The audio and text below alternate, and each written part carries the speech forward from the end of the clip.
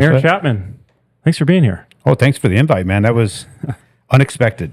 Yeah. I mean, you and I met, I don't know, a couple of years ago. And maybe it's been more than a couple of years. It's been 3 or 4. Yeah, was that over COVID time frame that I think we it was met? just as people started moving around after COVID just kind of opened up. That was the first or second trip I had after everybody's willing to get on planes. Right. Because we were in Salt Lake City and neither of us lived there. So we got on a plane and went to a mastermind, if I remember correctly, in Salt Lake City. And you were with Greg. I was with Greg, yeah. And Greg's client. And right. He's like, wait a minute. He goes, I know you. And we got to talking and then did the introduction. I'm like, McMillan. I know that dang name. Yeah. So, well, obviously you're a hunter and an outdoorsman. So, you can't tell by the way I dress. Right. I choose to stay incognito with the things I enjoy doing. Yeah. Well, let me read your bio real quick. I want people to know exactly who you are. Aaron, a veteran in the finance industry beginning in 1997, exited mining, heavy equipment operation, welding, and long-haul truck driving. So I'm just going to stop right there. You went from long-haul truck driving, mining, to real estate. Real estate finance. Actually. So even crazier. So there's definitely a story behind that. And I mean, we can just throw the story out there. Yeah, just So the mining thing to me was one of the greatest opportunities I've ever had in my life. Because when you're growing up, I grew up in rural New Mexico, where it was just a mining town, Grants, right along it's not really rural, it's right along the 40, but it's not a big town. My dad was a uranium miner. That's what everybody did there, was worked in the mines. So they go to a central spot, jump in their bus, go wherever they were going to work at. 'Cause there's like a dozen mines around there. And then they started to shut down, and we moved on to Wyoming and other places. And he was always in the mines until we went to the cattle ranching thing when I was in high school. But he always talked about the mines and all the stuff that he did there. And he talked about his opposites, the guys on different shifts, and then his partners, the guys he worked directly with, because you always had somebody down there with you. And I got this opportunity to work with him in the mines in 97 in Cuesta, New Mexico, Unocal mine. Awesome. Absolutely loved it. You're several hundred feet underground. You're all you do is just you and a drill machine and a few cases of explosives and a piece of equipment. Amazing. But they shut the project down. And when they shut that down, I came back to Arizona. I thought I could find a job doing anything, because grew up running cattle, then running heavy equipment, worked in the oil fields of Wyoming right out of high school, worked in the mines, drove truck. There's no way I won't get a job. Now, I had a wife and infant son. I was coming back and forth to every 13 shifts, 6 days off, and then 13 days on. I couldn't find anything. He was here in Phoenix.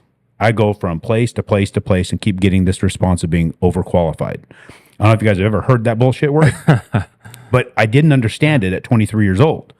Then I finally got to a point where I was going to go and apply for a $10 an hour truck driving job to haul landscape rock. And so, if you go to the I-10 and 60 interchange there's the Pioneer just straight south there. Yeah. I applied there, and they gave me the same response, overqualified. And I finally asked the guy, I said, can you explain that word to me? It's like, my resume is awesome. He goes, that's the problem. Because you could get a job doing something else very easy. I'm like, no, I can't. That's why I'm here. Yeah, I'm here right now. Exactly. Yeah. And so finally, we talked it through. I left, wiping tears from my eyes. I literally was completely overdrawn on my accounts, completely broke, getting my truck to drive away with a coupon for free diapers, because my wife gave me this as I left to apply for the job. So she goes, can you get us some diapers? We're out. Derek's on his last diaper. So on my way to a grocery store, my gas light comes on my truck. So I'm like, okay, I got to deal with this now. I've never gone that far on a gas light. Found a Smitty's, I think they're in Chandler, with a gas station on the corner. So I pulled up to a gas pump, said a quick prayer, swipe my debit card, I get a decline. Rifle through the truck, find a couple of coins, lock the door, start walking that parking lot for what felt like a couple of hours. Now, this is 97. People still carry change, and it's like 89 cents a gallon. So it's not going to take forever to find it. But it's a little embarrassing in the sense that, before, if you find a buck on the ground, you're excited. A quarter, great. But you are just earnestly looking for a nickel, a penny, anything. But then you're thinking, because you're in that financial position, you don't want anybody seeing you. So you look around, you pick it up, put it in your pocket, and keep moving. So after a couple hours, I have a couple handfuls of change. I go get my gas. I go inside. I find my diapers. I stand in line, make sure nobody's really paying attention, because I'm going to pay for the one thing in my hands with a coupon, which also had a little bit of a feeling to it. And I got out of there as fast as I could. Head down, not looking at anybody. And then I heard my name called. And it turned out there was a guy named Keith that used to run the office where I ran heavy equipment digging, swimming pools before I went to the mines. He cornered me, asked me how things were. I glazed over it real quick, and he said, "Hey, let's go to dinner." Like, I can't afford dinner, bro. He goes, "No, I got a gift certificate to Red Lobster from a client." I'm like, "What do you mean client?" He goes, "I'll explain it at dinner." So I went to Red Lobster in Mesa and he explained the mortgage industry to me. Now, the only thing I knew about the mortgage industry up to that point was on TV, there's an old lady with a farm losing their farm to this thing called a mortgage. So it was very negative. After he explained it, I'm like, I'll give it a shot because I had no other choice. So I cut a foot off of my hair. I shaved. My mom bought me some business-like clothes. I went in and interviewed to start as a telemarketer in 1997. So fast forward 20 whatever years later, I was ranked number 7 in the United States. I've nearly 1 million people that do my job just in the last couple of years. Ranked number 1 in the real estate investment lending space. So when you go to a bank and there's a guy here, it's a loan officer there, it's going to go through all that stuff. That's basically my job. I run a team and I market and figure out ways to be able to help people structure their real estate investment business. And that's what I've been doing for 20 some odd years. Nice. Let me see if I can't add anything to that from your bio. That's I think you probably covered a lot of it. Since entering the finance industry, his clientele has ranged from those purchasing their first home, building their dream home, or investing in multiple properties or long-term cash flow. His expertise is the complicated. That's an interesting line. Your expertise is the complicated. I like that a lot. Anybody can do something that's simple, right? I mean, it's your guys' business. You're not doing a simple, just taking a stick and gluing it to a chunk of metal, right? It's somewhat complicated, and that's what sets you apart. So that's what I found. What's the one thing that nobody else likes to do in my industry, and do that? Yeah. Well, yeah, the barrier to entry, it's a high barrier to entry for you, but once you can figure it out and once you've got the experience and the knowledge to do it and to serve your clients, then you're far ahead of the competition. Exactly. The only problem is you start training your competition.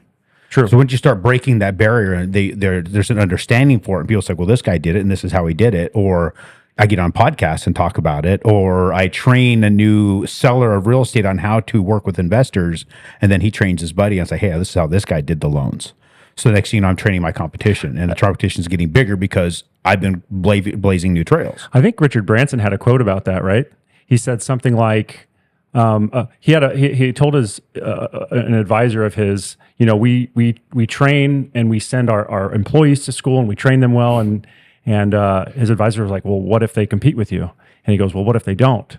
And it's like, yeah, you're gonna train people that are your employees or whatever, and they may go out and start a business, but you've got to keep persevering on what you do, and you got to keep building what you build in your employees and the people around you. Yeah, when your competition sucks, you will eventually suck, because you will not be forced to grow, not be forced to improve, not be forced to look for just little incremental things that you can do to your system. That's a really good point, because I see that in my industry too. The better the industry is as a whole, I think the better it is for every company. It's not great to have one great company and the rest crap. Or not, it's like you said, you may not even have a great company, but they're farther ahead of everybody else. But you have competitors who are actually really good. You push each other in this way that maybe you don't expect. And I think it makes the industry great. It's probably the same with every industry. In our industry, we have some new, I wouldn't say new, but compared to McMillan fiberglass stocks who've been around for over 50 years now, new compared to that. And they're great. The great companies working hard, making innovations. And I think that makes everybody better. Yeah, it's definitely better than having just varying levels of mediocrity. Right. So if everybody's pushing each other, we have gone so much further than I would ever thought possible in the industry because of a decision to be the best at something. And somebody comes knocking right at your heels like, damn it, I just got good at this. Now I got to get better at this and this and this. And you got to start finding where is it harder. You got to start scraping away at things sometimes. Sometimes the way to improvement is not readily apparent. You got to scrape away ways to find how do you improve. You got to break some stuff. And that's where it gets really miserable, because sometimes you're breaking yourself, you're breaking your team, you're breaking a lot of things to get there.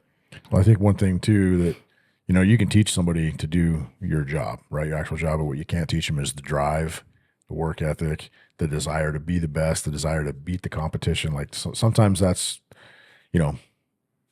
inherent to your success, is that I got this way because I'm driven. Now, you could do this job, you can make some money at it too, but my desire to be the best, my desire, my drive, my work ethic, that's something that you can't really teach, you know? A lot of it is along those same lines, is trying to do so much so interestingly to the point where you're willing to share your playbook with anybody. So go ahead, because the second you crack it open, you're like, I'm not doing all that. Right. So what's interesting is if I cracked it open 20 years ago, I'm not going to do all that. I look at it as kind of like climbing a very, very, like climbing Everest, but not knowing you're climbing Everest, right? You just, like, by the grace of God, was there enough fog on the trail?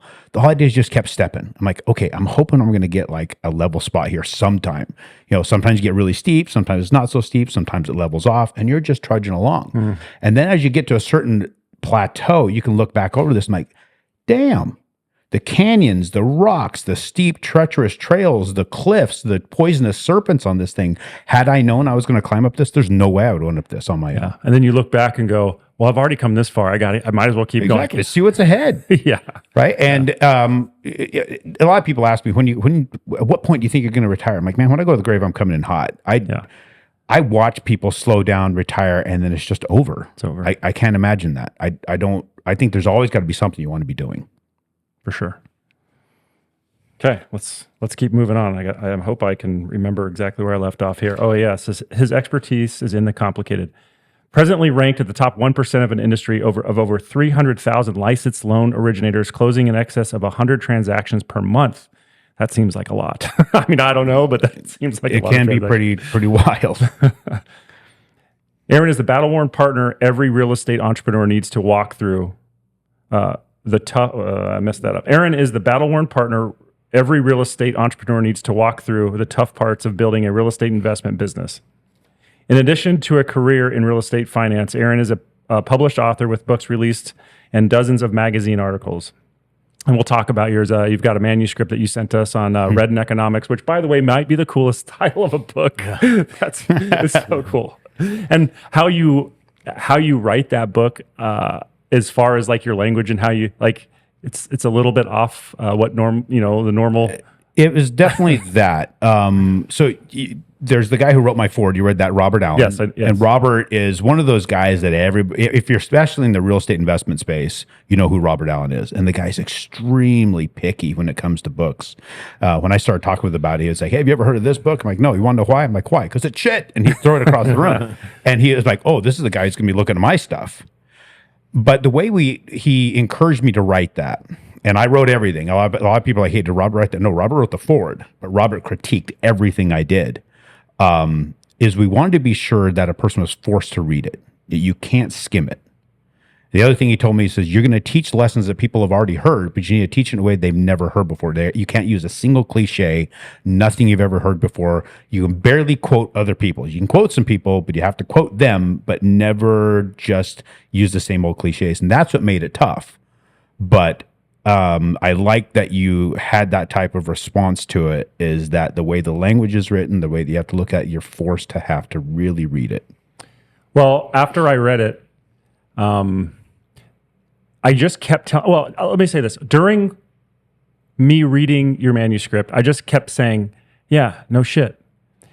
And I thought to myself, like, this is a really great work because it just tells you everything you need to know. None of the BS, none of the fluffy stuff, and people get into theory. I've read a lot of business books. But just like if you're someone that's young, starting out, or someone who wants to start a business, doesn't know, like, here's what you're going to have to go through. Like, other people are going to put, all kinds of, flowery, language around it. You just tell it how it is. And it's true. It's the truth. And you bring it into a really clear, practical sense. Not theory at all. This is what you got to do. You're going to take your lumps. You're going to get your ass kicked. But here you go. Here's what it's going to take for you to be successful. So I love that. Tell us a little bit about that, because that unique way of writing and thinking is it's not very common. So tell us why you wrote that way.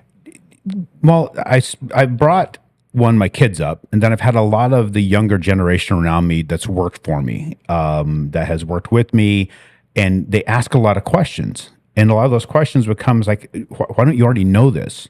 I learned a lot of this stuff in school because I grew up in a rural community where your teachers would knock you on your ass. You said something stupid, right? It was very, very interesting how they did that. And to me, it was common sense information. But the more I talked to the younger generation, the less it seemed like they were getting. And then you start interacting with people at work, and people are so worried about others' emotions. And I worry about that too. I mean, I don't want to come right at somebody direct the way that I would like to. So you have to be cautious how people are. But when you're writing, I can do whatever I want. Mm-hmm. It's one thing to be face to face with somebody and really shut that person down by giving into them exactly what you think that they need. It's another thing to say, hey, read it if you want to, or don't read it. I don't give a damn. But I'm going to tell you everything there is that I know from experience. If you don't like it or you don't feel this is hurting, just to even read it, close the damn book. I don't give a shit. You paid for it. You know what's interesting? As I was reading it, now I'm talking to you, and you're a super nice guy. You could just tell your demeanor. You're a nice guy. You're pleasant. But reading the book, you're intense. The book is intense. With you don't have to read this. If you don't want to do this, don't read it. Shut the book now. You're going to get your ass kicked. Every single chapter, I think, it's ass whooping number one, ass whooping number right. Ass beating. Exactly. It's not a chapter; it's an ass beating. It's an ass beating, and that's what it is. It's an ass beating on paper because that's what life is. We have done such a great job of sugarcoating everything and trying to make people feel better about what's happening. But in reality, all you're trying to do is put blinders on the person that is getting the shit kicked out of them right then. Mm. Let them appreciate the beating that is and learn from the beating and get away from it. Because you probably read that in several of the chapters. We only remember that which causes us pain. Right. Why do we keep nullifying the pain? And that's a problem we have in the world today. We're too busy nullifying the pain, trying to make people feel better about something. If they just face it, it would be over with. I think people who have dealt with pain a lot, and not physical pain necessarily, but challenges and overcome challenges, it's a great thing. It's hard, but because you've done it and overcome it so many times, you know what the results of pain are. They're the best learning experiences of your life, really. It's always been the best learning experience. I think one of the worst things we've ever done to our kids was getting the cops involved for playground fights. Let them slug it out. Mm-hmm. You learn how to resolve conflict when you initially try and resolve conflict with your fists. You start to mature out of that as you get older. But unless you give them opportunity, they won't mature out of that. We're forced to face this, I don't know if it's an anger or if it's a frustration or if it's this inability to react the way that we are primarily set to react and mature out of, that our society tends to be dealing with more than what we need to deal with in that. There's a lot of issues going on, the road rage, all this other stuff. You can have a certain amount of it, but I think that there's more of it now because we've stifled people's ability to actually learn from that. And then, of course, we're trying to limit their pain and trying to, whether it be medicating or whatever, and trying to avoid things and coddle folks that, man, there's a lot of lessons in life been taken away from people. And I think when you grew up in the 70s and you start watching the memes, people talk about don't mess with Generation X because those guys took some shit. Yeah, we did. I mean, that was just our life, and that's what we understood life to be. And it wasn't a bad life. It was a great life. I look back and I'm grateful for that. I look at the people now and like, damn, man, there's a lot of things you're not going to be able to get. And I pray that they're going to stop. They're going to read this. They're going to accept it for what it is. But I'm not trying to be mean. I'm not trying to be hateful. I'm just trying to give you the real idea of what life should be and what life really is, even if you're blinded to it. And some people are helping you not see it. Hopefully I open up to your eyes just a little bit more so you can see it, learn from it, move away from it, then go on to the next problem you're going to create for yourself. You said you made some of your best friends in schoolyard fights. Yes. That's so counterintuitive, but please talk about that. It was interesting how growing up, grade school, junior high, there's just an interaction you have with somebody. You just don't like that guy. I don't understand why that is, but there was always that one thing that bugged you, or those few things that bugged you about that person, until it boiled up to a point where it literally went to blood. I mean, you're slugging at each other. I mean, bloody nose. We're not talking about stabbing each other. But the second you got it all out, you started to find, I don't know why we found common ground, but we found common ground after the fight. We couldn't find common ground before the fight. Still doesn't make sense. But until you have a conflict with somebody, I don't think, or at least tell you face whatever that is and have that conflict. You don't ever come to a point of resolution. You let it just build and build and build and build. And that's a problem we have today. People have an issue with somebody and they just let it build. I'm not going to interact with them. I'm not going to have a problem with it. I'm not going to solve the problem with them. I'm just going to have this continuous issue with them. We're going to put this wall between us and it stays there. But the second you resolve it, you start to find that actually I'm more like this guy than anybody else around me. And I find also that people we're the most like, we dislike the most when you first get to know them until such time you actually break through that barrier. And sometimes that barrier has to be a closed fist. Mm-hmm. But once you break through the barrier, it forces some other form of conversation rather than just punching each other or hating each other or yelling at each other, whatever that is. So I don't fully understand it. I'm not a psychologist. All I know is some of my best friends had to get punched first. Mm-hmm. Well, I think there's something between men. There's a sizing up process, a masculine process that we look at each other when we don't know each other, especially when we're young and we don't know how to deal with these things. Mm-hmm. And there's immediate competition. Like, am I better than this guy or something like that? Or is he better than me or whatever? I don't know exactly what you call it, but king of the jungle type of mentality. And then, so that tension builds and it's between both of those two people. And the only way to really solve that, because guys don't talk their feelings out, especially when you don't know each other. Like maybe once you get to know people, you talk a little bit more. But guys don't initially say, oh, you know what? I know you've been eyeballing me. Let's talk this through. Well, I've been seeing that side eye over there. Yeah, our generation guys. Yeah. Now it's all about my feelings. Let's talk about our feelings. Yeah. Let's just, Yeah. And then there's that sword. I mean, you start getting those out there and people like to, I'm going to keep track of what he just said, and there's that, I think there's a fear of it and there's also a reality of it, people using that against you. But I agree with you. We're sizing it up. There's a pecking order. Right. And then you find your order in it. It doesn't necessarily mean you're always going to be the top of the heap. We knew that. But also you got to know that person wasn't the top of the heap in certain things. They may be in the top of the heap in a lot of things that were done, especially the athletic piece of it when you're growing up. But then you start to learn where you fit in it. And then people would look to you for those things. It's like, hey, he's the best at that. We'll look to him. And so you got your group of guys and you get comfortable amongst that group of guys because of what you were best at. And I can imagine in the teams, you guys have different people doing different things and you could trust that person had his job all the time. You don't have to look over your shoulder. Right. But you guys had to size each other up to get there.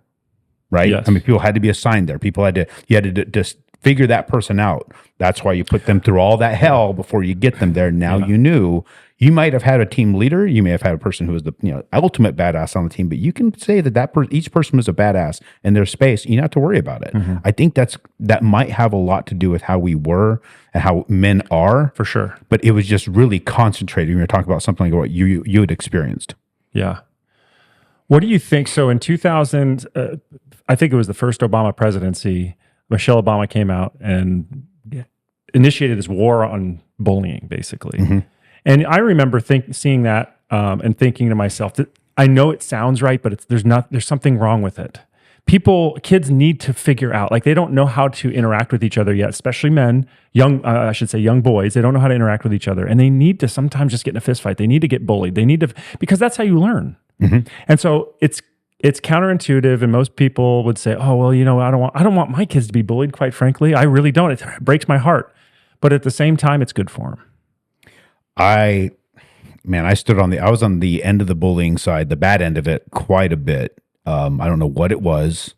Growing up, it just seems like every other week I'm sitting in the principal's office for swinging back, and then I get moved around to a different school. I think I had like 6 elementary schools, something like that. And you're constantly having to go back to the pecking order again and again and again. And you're having to rebuild that confidence. Even though you just had the confidence 2 weeks ago, now you're rebuilding that confidence, go back in. You don't know what the landscape is of bullies there. And sometimes it's a little bit different each time. But you learn more about you.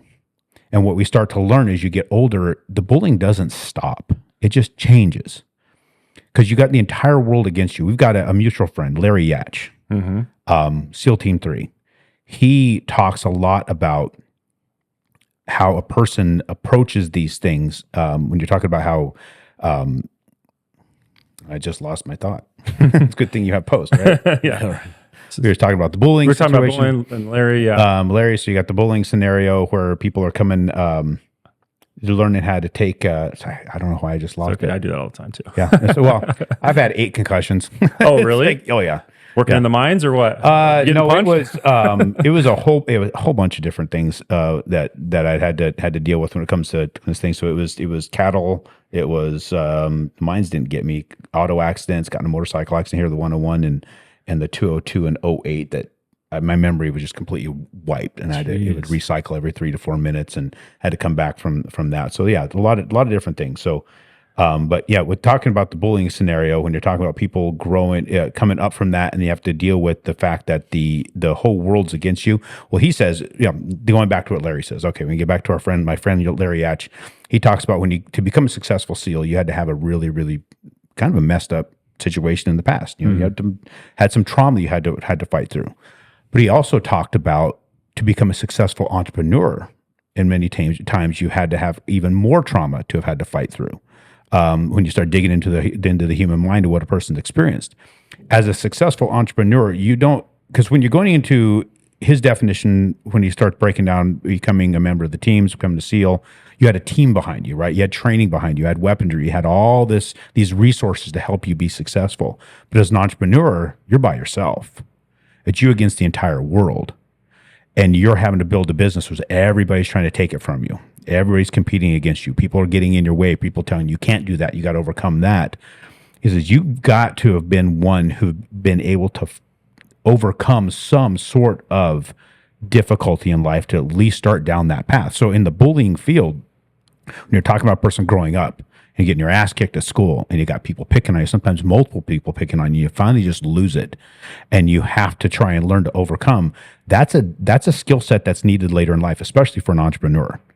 It's one thing to never have to experience that, go to college, get a degree, and just be put into just an hourly or a salary job and just live your life. It's another thing to fight through what it takes to build a business in an environment that has extreme regulation. You have a ton of competitors, and you have people that are trying to tell you how to look, how to act, and how to be, and it really isn't working. So if you haven't had to overcome an ass whooping there, it's going to be tough to overcome an ass whooping when the stakes are really, really high. So for me, with my kids, to say, if some people are, if you're going through that when you're young, you're going through that in grade school or junior high, even high school, the stakes are small. Yeah. It's really not, there's not a lot that you're going to have to deal with if you can't handle it right, but you're going to learn from it quickly. Then you apply those lessons later in life, and that's when success really starts to come, is you can apply what you learned growing up. We've taken that from everybody. We've taken that from the kids. We've actually taken it from the bullies too. Think about that. They don't know how to respond when they think they're the superior one, but they find out they're not. You go into a business environment and you think that you're the one that has all things together and you're the one that's going to take the lion's share of the business, and then you don't. How do you respond to that? A lot of people just lay there and lick their wounds. They don't know what to do. But if you were the kid that was walking around bullying everybody, and one of the little ones finally stood up and punched you in the freaking face, and it never happened before, and you don't know how to handle that, now all of a sudden all the kids turn on you? Think about that person. Right. Who has never experienced that. You've got that kind of mentality coming into adulthood, and you've never been in a situation where you have to try and take on all those people at once that you thought you had a leg up on. Now you don't have a leg up. It's a good point. It's a really good point. Not just for the bullied, but for the bully. Because if that bully is treating people unfairly, and he never knows that he's treating people unfairly because he doesn't get punched back, he's going to end up as an adult thinking, why are the things that I'm doing right now not working? Why don't people like me? Why, because he got away with his bullying or whatever his personality. There's no opportunity for a kid to be able to fit in a structure. I mean, I think about, when I talk about it, I think about Jordan Peterson talks a lot about young kids. The most important thing you can do is socialize them so they understand where they fit in society and in structure. Because if you get kids to adulthood and they don't understand a pecking order, whatever it is, they're going to be in real trouble. So they never learn to adapt. So in an environment like that, you had to adapt to things. You're forced to adapt. And again, when the stakes are small. Now, when you're talking about business, you're talking about the world, you're talking about bills, you're talking about all these things that's coming after you. Got a family that counts on you, and you've never learned how to adapt. It's tough. It's real, real tough. I think that people's, how do you want to put this? they'll never really reach the potential that they have if you've not been forced to have to adapt in a really, really tough situation. So that's why I think the bullying, playground fights, absolute necessity. We got to somehow we have to be careful, right? You don't want a kid pulling a knife. You don't want somebody stabbing somebody. But I think the teachers need to be good at standing over and say, okay, have at it. Let's see you guys go at this thing. But the second somebody starts kicking or biting, we pull you apart. It's kind of like a hockey game. They let them fight to a certain point, like let them do it. There we go. We go NHL rules in the grade school playground. And you know what? It works. Yeah. It does. Yeah. It does. The next thing you know, those guys are on a team and they're working together. I mean, so there's dudes that hate each other on teams because they're rivals, and then they actually end up on the same team to get traded. And then how are they? We've seen that happen in different sports. They become probably one of the most fierce pair in the league. Think about that. A season ago, maybe a couple games ago, you literally got punched in the face by this guy. Now you got to work with him. I mean, that's mentally, you have to get over some things. You've got to move on. There's a lesson, a learning experience there that it's hard to find anywhere else. 100%. And carrying a grudge doesn't help anybody. Right. Anywhere. Right. You see it in business all the time. I see it amongst a lot of folks that have not had to deal with the punch in the face. And as a result of that, they're still carrying that grudge and still carrying some from childhood. They never took the time to let that go. And since they didn't let that go, they're carrying it into adulthood. They're carrying it into business. They're carrying it amongst other people. And they label others with the grudge that they had for somebody else 30 years ago. There's no way to live. It's a miserable existence. And then you have people that want to be around you. You have people that don't want to deal with you. And you continue the problem continues to perpetuate until you deal with it, until you face it. That's why one of the main points in the Bible that Jesus talks about is forgiveness. You got to let it go, right? You can't hold a grudge or else it consumes you. It doesn't. It's not for them. It's for you. That's really amazing when you get into that, and that's what I really talk to a lot of people about when you're looking at business books. Or it's like, dude, just go to Matthew 5. Yeah, you want to understand how to do really good business? Follow Matthew 5. Mm-hmm. When you let things go, I remember because I would subscribe to road rage really, really, really well. I remember one time pulled over my mom's in the vehicle. I was in my teenage years. I was driving her vehicle. I pulled over. I was going to drag a kid out of a truck. Whoop his ass, and it turned out it was a friend of mine. It's like, oh, what are you doing, dude? You cut me off and then flip me off? He goes, oh, I knew it was you. He was playing a joke. I was going to kick his ass. But then you grow up and you start to learn. There's, these days something happens on the road, you get angry about it, you're pissed off. You're pissed off all day, and you're telling the story all day, and you're wasting time dwelling on this thing. Right. And then one day you decide, okay, I'm gonna back off, let this guy in. He gets in, he waves to you and goes on. It's like, feel good. You wave back, you feel good. Hey. It's like, wait a minute, I'm going to do that more. Yes. And so you start to have a little bit better drive to work, better commute, because you're just letting people in. Because it doesn't change your time getting there. It changes how your day goes because you're not pissed off the whole day. And then you put your wife in the passenger seat.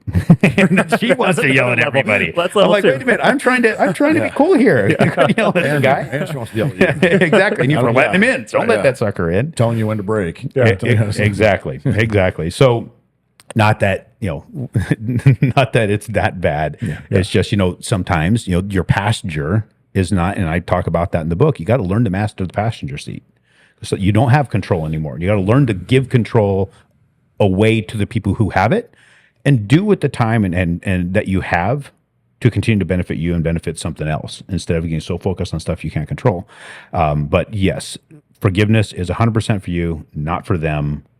And who knows? Maybe they come back to you because of that forgiveness and you develop another relationship. It's kind of like meekness, right? When I say, what's a meek man? I'm going to ask you, because did you read the book? Mm-hmm.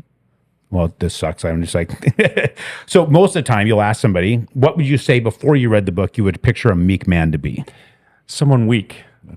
But of course it's not. And that's what you're going to get to. Yeah. Very, very weak. Somebody that's, very lowly, that kind of stuff. Maybe a frail person. Yeah. And then you dig into the definition more and you start understanding the definition more. Like, how would the meek inherit the earth? Is it something that God's given them? It's like, no, you understand the definition of meek is, you know that meekness is not weakness. It's the person who stays their hand even though they're justified. And then you start digging into what Jordan Peterson says. You have to be an absolute monster that has it under voluntary control. It's the perfect definition. I remember when I heard Jordan Peterson, I hadn't really dug into this thing of meekness in the Bible too much, and I heard Jordan Peterson say that, and it kind of took the world by storm. That quote was amazing for men who want to be men, right? And then I started digging in. I was reading that passage, and you realize that that's where Jordan Peterson got his idea of men who are capable of incredible violence with it under control. That's where he got it, was from Jesus and the Bible, talking about meek men will inherit the earth. But we don't, as Americans, 2,000 years later, meek doesn't mean the same thing. So the definition has been skewed over time. But I remember reading that and getting chills, going, and putting the pieces together of Jordan Peterson talking about that, and then Jesus talking about that. I'm like, wow, that's powerful. Super powerful. Very. And you start to understand even more when you spend time around fellows like yourself. I've been blessed to spend a lot of time with a lot of tier 1 guys, a lot of operators, and some of the coolest guys you've ever met. And the way they interact with you, they're very kind, very generous with their time, very, very they're almost like, what's interesting is how there's a few of them that are listening to want to know what you have to say and really, really concerned with you. And you come to find out who this person is, like, damn. Really easygoing, really cool guy. You would never know it, but that son of a bitch will kill you in a second. And that's right there the type of person I think everybody needs to learn to try and become. Not necessarily get trained, learn how to handle yourself, but actually emulate the way that you guys are. You come out with the type of history that you've had, with the capabilities that you have, but you don't push that on anybody. Nobody would know it unless they knew you. I think that's one of the coolest dang things I've ever learned from dealing with people who have been through that. All those operators and people that have been in various different forms of actually been through battle, been through things. I had to experience these things. It's not just the training; it's what you actually had to do as well. That's on top of that. So, thanks for being one of the type of people to emulate that. Thank you. Yeah, you look back on those types of things and you say everything that we've talked about so far adds up to that. Getting punched at school multiple times, getting bullied, going through business and failing and failing and failing and feeling like, man, there was a time where, after I was a good high school sports player, I played basketball. I was good at that. I had made it through buds. I had been relatively successful. I had a good degree. And then I started business, and I realized I just kept getting kicked in the nuts so many times over. But it's such a humbling experience. Mm-hmm. That's what you need. I think about it this way. Like, I'm exactly where I need to be because God knows where I need to be. I'm not any more successful. Like, I'm here where I need to be because I have things to learn. And I still have a long way to go. But yeah, you're right. Like, I remember, when you first get to the team, you think you're on top of the world.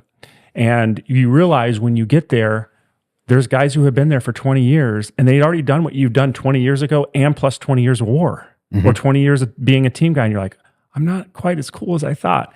So you're always measuring up and realizing over time, every day is a different day, realizing that you're just not as great as you think you really are. And it's such a blessing to realize that, because I think people who think that they're some great, amazing, person, whatever, because they have a ton of Instagram followers, they got a lot of money, whatever it is, that's one of the worst places you can be. Mm-hmm. It's constantly humbling yourself. And I listen to Tucker Carlson. I love him because he said the other day something like, someone asked him, like, how do you stay humble? And he goes, it's a battle every day. Can you imagine having that many eyeballs on you every single day? Everybody's listening to you. Everybody's watching you. Everybody's calling you, wanting you to go somewhere. And having the humility to just say, no, I'm not that important. And that's why when you listen to him, I think he always is talking in a way down about himself. He talks about being lumpy. He talks about getting out of the shower and being, this lumpy primate, right? It's because he needs to constantly remind himself that he's not that great. And there's something amazing about that. And that's what I think we all need to try to do. Like, we're just all here. Who cares how many followers you have or how much money you have in the bank? We're all just here trying to get through. And we all do it at a different pace. Well, yesterday's successes could easily be tomorrow's failures. And if you're not ready for that, then you're going to lay down and just get crushed. Yes. And I think that's his way of ensuring that he doesn't get himself in a position to get crushed, is reminding himself. One of the things that I was just listening to Tulsi Gabbard's interview with, Why did my mind just go blank again? Which it does that all the time. All your concussions. We'll blame it on your concussions. Yes. Well, exactly. That was number 7 right there. That's getting me. Sean Ryan's podcast. All right. Okay. And she talks about that, right? So you become you get into Congress, and all of a sudden it's easy to become so full of yourself because of how you're treated. When in reality, you're just a normal person. Yes. You start looking at the members of Congress, you start looking at the members of the Senate, and there's a lot of them been around there a long time. And some of these guys, like, you were the one that was picked on. And you never fought back, did you? Until you got to become an adult. Now you're fighting back. Now you're trying to you're that type of person. You're fighting back in the wrong way. And I think that's a big risk that we have. If you don't learn how to fight back early on, you take that and you use that as a way to try and be something. You know, a lot of people talk that about cops or whatever. You look at how some of the people are acting when they get into some sort of form of power. That's a dangerous place to be. A very dangerous place to be if you've not learned how to respond to all that when you're very, very young. And I think that that's one of the other big risks we have. If we don't somehow allow that back in, I don't know that we ever will as a society. We might have to go to back to sticks and stones or something to that effect to be able to get there. But I think that's a big risk if we don't allow some sort of form of response when you're very, very young.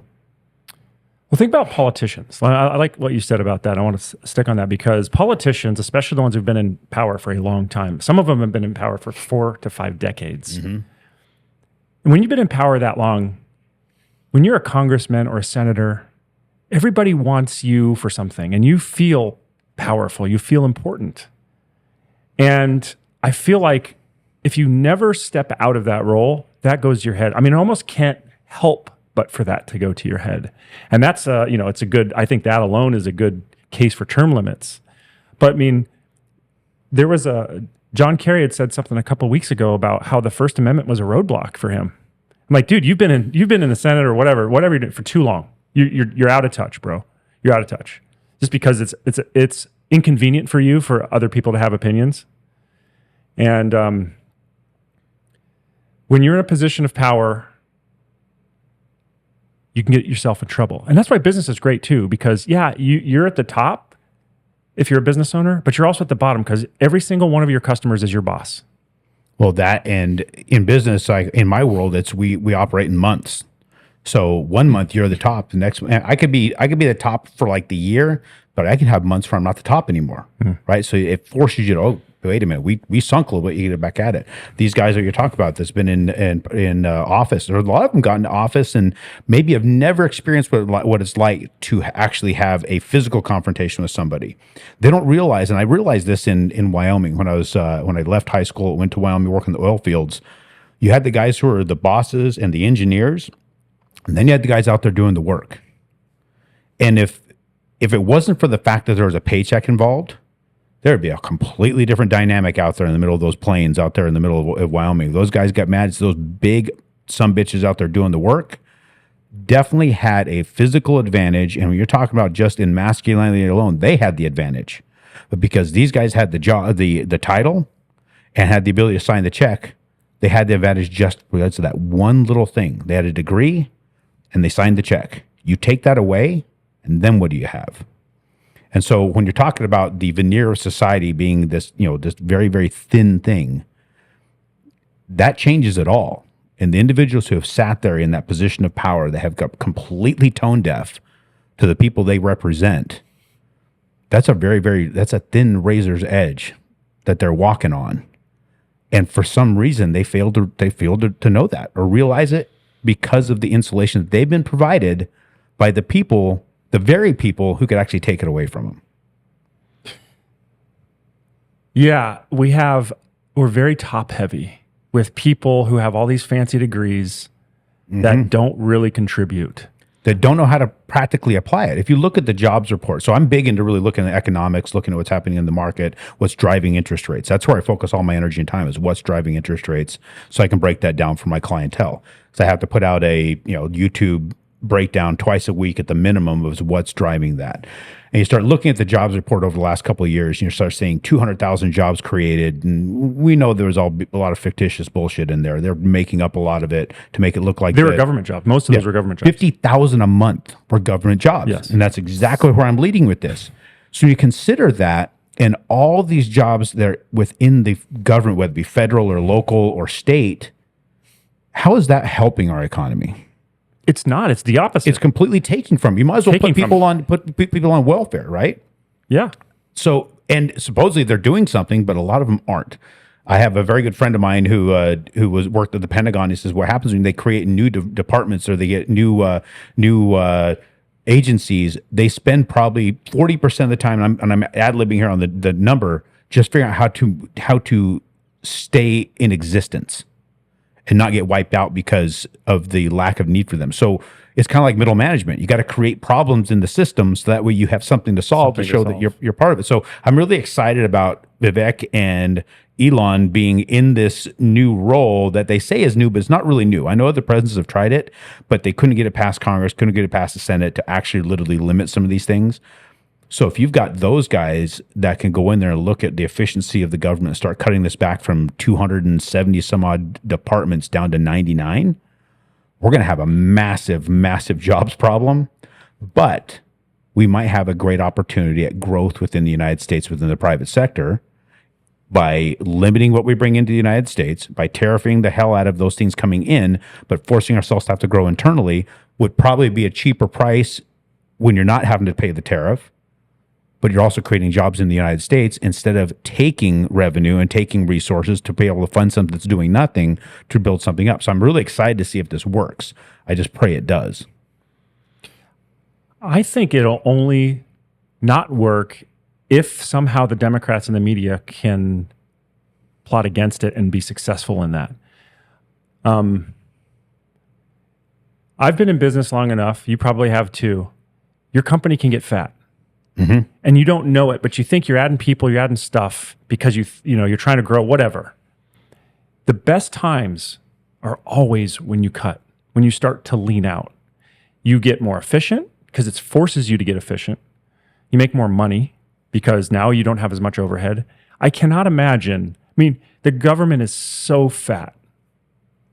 I can't, and Elon knows what he's doing. He's done this over and over with big companies. He knows how to deal with this, and so is Vivek. I can't imagine it not working without some kind of sabotage from the Democrats.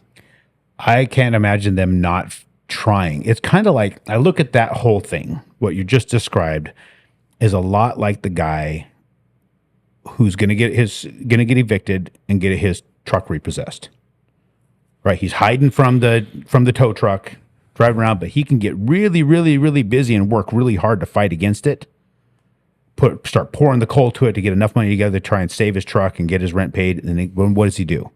Goes right back to relax mode, goes right back to doing nothing and puts himself back in that position. Rather than just keeping his foot on the gas just enough to stay out of it, it just seems to be this cycle. That's what we're seeing with what you just described. They will coast and enjoy whatever it is they're enjoying until they're threatened. And then there's going to be a bunch of work, a bunch of things that they're going to do. It's human until nature. time they can push themselves, until they can find themselves be back in that same spot again to coast and be in this power and feel like they're insulated again. We just got to get rid of all this extra. We have so dang much. You start looking at the spending, right? So we take in $4.9 trillion as just in tax revenue as a nation. We spend $7 trillion. And then where does it go? Well, we got to, and I heard this on another Sean Ryan podcast where it was a guy from the World Bank. I can't remember his name. I'm not going to blame it on anything. Anyway, yes. Yeah. So he was talking about how he says, let's equate this to a family. You got $49,000 a year coming in. You're spending $70,000. Eventually, you got to put it on the credit cards. And then you start borrowing money from somewhere else. And then it starts to grow. Well, now what we've done, we've created a debt as a nation of 36 trillion, 37 trillion, something to that effect. I think it's 37 trillion, 36 trillion. Something big. So it's 36 trillion. So now you're talking about this, if you put it into terms of a family, that's $360,000 in debt you created when you're only making $49,000 a year. Well, if you're going to have to put that, let's just say you're going to lean out now and say, okay, we're going to stop spending money. We're going to figure out how to get out of this. We're going to get that $360,000 paid off in 30 years. At today's rate, say 6.9%, you're still going to be paying somewhere per year close to $30,000 a year. So you literally you're going to have to cut it down to living off of 40% of your total intake, which is what you should be anyway. So you have to take what you're spending now and cut it down to 40% of that. Or what your intake is. You got to cut your spending down to 30% of what you're already spending just to get right and get your debt paid off in 30 years. That's what we have as a nation have to somehow do. A lot of people say, well, where's this debt at? Where is our debt coming from? Well, you've got these guys printing money, putting a ton of that into circulation. Then you have them selling bonds and people buying those bonds. They have to offer a higher interest rate on the bonds to get, would it be pension funds, other countries to buy that bond. Then you get to 2008, and nobody wants to buy the bonds. So then they create money out of thin air or from the Treasury. Hank Paulson and his group prints money, hands it off to Ben Bernanke and the Fed, and they go buy those U.S. bonds and put it on the Fed's balance sheet. This is absolute insanity.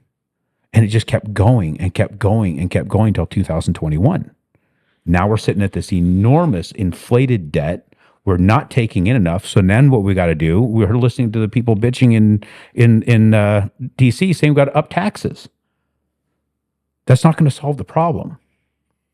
So I am really, really, really, really hopeful that we have a group of people that have spent the last 4 years gearing up for today. So when they take office in a couple of months, was it 3 months now? It was just a little over 100 days, something like that. They literally just get scrambling and try and right that ship. And that the people pull their head out of their asses long enough to keep that same concept in power, in play, vote that in for enough years to square this all up, and we can move forward. But if we don't, we're gone. We're going the way of the Romans. It's crazy to me how people can justify the crazy amount of spending that we're doing and the debt.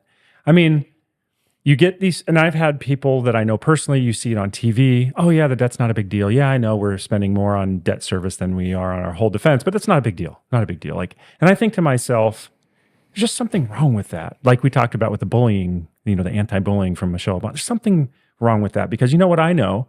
I know that if I spend more money than I make personally, I'm going to go in debt, and that's not good. Like that, I know that's a simple way of looking at it, but in a very simple way, that's exactly the same thing that America's doing. I mean, that's how it works. Essentially, what we did is we as a nation are saying, hey, you need to manage your funds.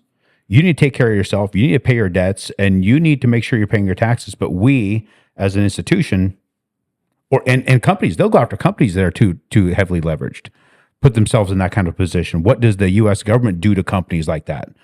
But we as a nation, we don't have to do that. In fact, we can actually have a debt so big that the debt service alone is more than nearly 50% of the intake. That's insanity. Is this money real? Like we're printing it. Like I don't quite understand it. We print it. Does it exist somewhere? There's no gold standard anymore. There's no stacks of capital anywhere. This is one zeros on a freaking computer. Yeah. It's IOUs scattered all over the planet is what it is. And if it wasn't for the fact that the U.S. dollar it went from gold to the petrodollar, and now is how we were exchanging that, if we had another round of Biden or Kamala Harris, she'd been worse. Can you imagine what would happen? BRICS would definitely become bigger. We would probably have lost within a couple of years. We'd have lost the reserve currency. By the grace of God, as I'm going to say, and a lot of negotiating, do we have at least the reserve currency? That's the only reason the dollars even have any value, because it's being exchanged in multiple different places across the planet. We would have to actually pull back in, probably not have any global interaction, try to somehow use our dollars to be some valuable trading instrument within our own borders, and then somehow try to recover from that. But we don't have the manufacturing. We don't have any of the things inside the borders of our country anymore to be viable to be able to live that way. You'd have Texas pulling away from. We'd have a mess. We'd have a massive mess on our hands. We'd probably have a civil war, and who knows. We're kind of lucky that no other country has a viable currency. Like there are some other decent currencies, but nothing. I mean, even though ours sucks right now, it's still the best one around by a lot. From what I understand, I'm not an economist, but I've heard that from multiple people. What do you think about that? That is the only reason that we're still in existence and have any sort of, because you can't have this kind of a debt. You can't have this kind of a situation going on without the currency because if we had a currency like any of the others, we would be in dire trouble, I believe. And you're right. I think the only ones that have it would be what China has, and probably the euro are about the only two currencies that have a whole lot of strength against ours. comparatively speaking. And we might have something with some of the marks or whatever, but I think those are in my mind, and I could be wrong. I'm not an economist either. I just stare at the stuff all the time when it comes to interest rates and what's driving interest rates. You're just a practical guy, not a theorist, right? Yeah, exactly. Well, and that's also an interesting thing. You start talking about education, how people don't understand practicality. They get a degree in theory. Yeah, and so I can sit here and theorize whatever the hell I want and be right because that's all it is a theory, because we don't know, because it's not been practically applied. We don't know what would happen if the U.S. dollar does collapse. What does step up? What's the next one to take over? Is it going to be the euro? Is it going to be China? Likely China, just because of they are an economic superpower at this point.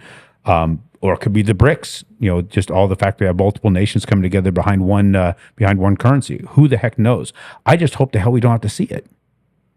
That's my prayer. So we don't see it, that we start to realize that we're way too fat, doing way too many stupid things, and start pulling back a little bit and start becoming what the U.S. government was supposed to become, which is make sure there's no, keep the roadways open, keep the freight moving, make sure my lights turn on predictably, and get the shit out of the water. That's pretty much it. And then get the defense up and keep the defense up and keep us protected. The fact that we as a nation aren't that type of... There was a time you heard about when we were kids. Somebody be in another country say, I'm an American. There's something that came with that doesn't quite have that same ring to it that it used to. Because it used to be, you mess with American, you're messing with the entire nation. And you don't want to screw with them. Yeah. We lost that. And it seems like this new administration wants to bring that back. And I hope they do. Because you shouldn't. Somebody messes with an American, they should be worried that they're going to have hell rain down on them. But we lost it. That's the expectation we have. That's why those taxes are paid. We are paying into a co-op, if you will, to make sure certain things are done. The same reason people write a check to the damn homeowner association. I make sure the place is clean, the gates are repaired, we always have a guard there, and that the landscape is done. The second those stop getting done and they start adding more to the bill, but yet they're not delivering, something happens at those HOA meetings. You're a money guy. I guess that's a way to put it. I think about this a lot. Why has nobody organized a strike against taxes? That would destroy. Can you imagine being the guy who starts the strike against taxes? I would love to see something like that occur. And not that I'm entirely against it, because you need to have a certain amount come in, but there's a way to be able to set up where maybe you don't even need taxes, right? In fact, the way they've been printing it, they don't need our taxes. They've been printing more than what. Sure. But a strike against taxes, I think that's it probably no different than signing the Declaration of Independence. You put your signature down there, you are now enemy of the state, and they're coming after you. You can't hide at all. Yeah, but that's what I'm saying. If you get enough people, I know the first few probably it's going to be tough, but oh yeah, you get enough people, especially if you have some influence, already have influence. Let's say Elon's a good example. I mean, he'd take heat, but I mean, I don't know how it would be done, but I'll tell you what, that would hurt more than anything else we could do. Just stop paying your taxes. They will get the hint. Oh, 100%. They will get the hint. If there is a way to stop paying taxes, right? They'd be seizing assets, all that kind of stuff. I mean, there will be something. There will be people who lose something, seize the assets, whichever. You have to have people in this position where they seize their assets, and they're gonna have to go on a camping trip for a while. Seize your assets, you got to come and get them. It's true. Got to come and get them. That's what it's going to have to be. It would have to be an entire city all at once. Says, guess what? We ain't. Yep. And come and get it. Yeah. And then the government, we're constantly in fear of the government shutting down because they can't figure stuff out. What's the difference of us just saying, you know what, I don't like the way things are going, I'm just not going to pay. Now, I could imagine that if you could make that work, that if maybe you get enough people who just don't like the president for some reason or whatever, they could do that. And it could become chaotic. But man, when we have $35 trillion in debt, inflation's through the roof. We're sending money to Ukraine like it's nothing. We have veterans on the streets. At some point, you go, maybe we're there. Maybe we're getting close to just saying, you know what? I'm not giving you my money anymore, so you can send it overseas. I just feel I feel that strongly. I don't know how to go about it, but I feel like if we could figure that out, that would send a real message. That And kind of one of my questions here, because I knew what we were going to be talking about somewhat, just because I've been listening to the shows you've had, and just knowing you and the type of individual you are. Like, we're going to come to a point in this conversation. So, okay, what's next? How do you do it? What do you do? Where do you say, okay, I'm done with this? Because billions and billions to Ukraine's, hundreds of billions, correct? Yes, hundreds. Hundreds of billions to Ukraine, but yet $750 a head for the people that had to deal with the storm. And you're right? being generous. It was 700. 700. I mean, come on. $700 a head. And then what did they do for the folks out there in Hawaii? 700. They haven't even finished cleaning up yet. Right. So look at that. So it's probably about the same. Yeah. And then really not much of anything for veterans. You know, the VA is still a mess. All these things that you're dealing with that could have been solved with the money they sent to Ukraine. You could have solved, I believe, all of these. When I got out of the military, I was actually a little bit surprised that like I don't have health care for the rest of my life. I'm okay with it. I never expected it, but I was, I knew that a VA existed, and I thought that, that maybe that would be something that they did. But I was okay with it. It's no big deal. And then illegal aliens start getting health care. And I'm like, every veteran goes in, they don't know what they're going to get themselves into. I was in war the entire time I was in. I don't expect any more for that. But you know what? Like, maybe show some appreciation, or at least just don't show appreciation of people who are actually here illegally versus the people who went and fought your stupid wars. These are the things that build over time where you just go, I'm kind of tired of this. And we just keep funding it. And we keep funding There does have to be a point where but the question is how?